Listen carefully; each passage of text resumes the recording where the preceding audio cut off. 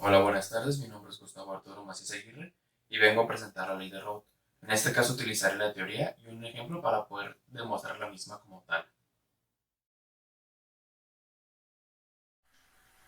Como tal, la ley de Raoult es una ley de la física que describe el comportamiento de las soluciones ideales. Fue propuesta por el químico francés François-Marie Raoult en el siglo XIX. La ley de Raoult se aplica a mezclas de líquidos miscibles que siguen siendo líquidos en todas las proporciones y no se forman enlaces químicos entre sí.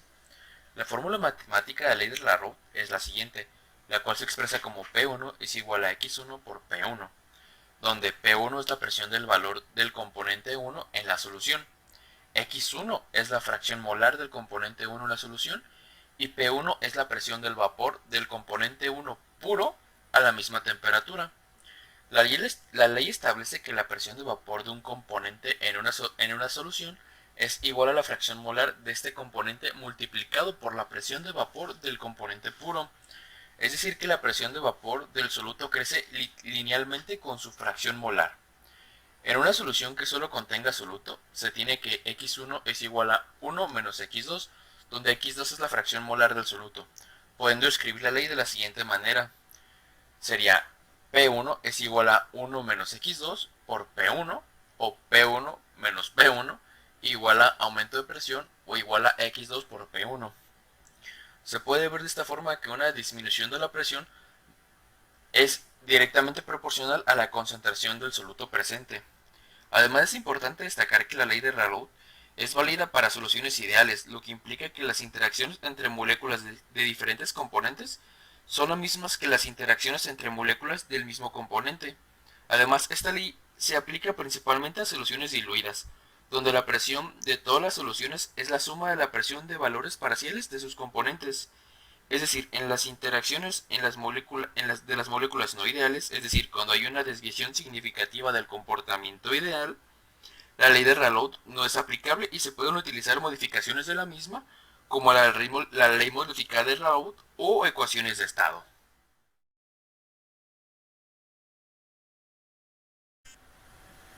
Para poder demostrar o ejemplificar la ley como tal, utilizaremos el siguiente problema.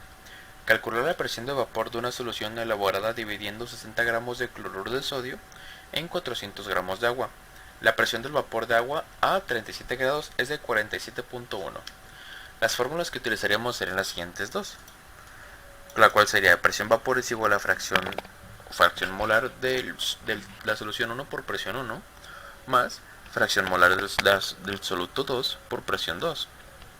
O, de igual manera, es igual a presión vapor, sería igual a fracción molar de 1 por presión 1. Los datos que podemos concluir del problema fácilmente serían las presiones, los pesos moleculares, los cuales serían 18 gramos para el agua y 58.5 para el ácido clorhídrico.